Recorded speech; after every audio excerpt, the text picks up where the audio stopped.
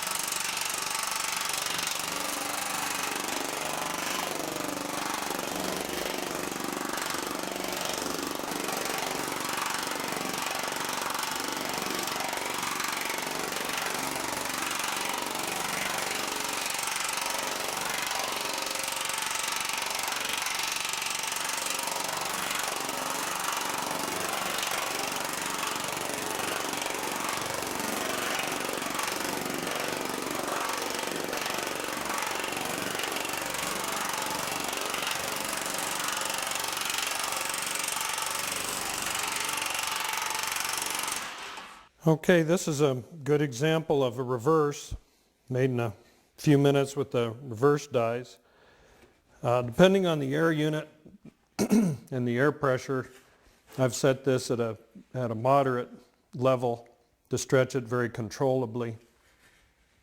It can have a very, very radical effect on the shape of the metal, depending on these conditions, but I haven't set this to be extremely aggressive, just enough to get the shape up, and then I'd go on and planish from here.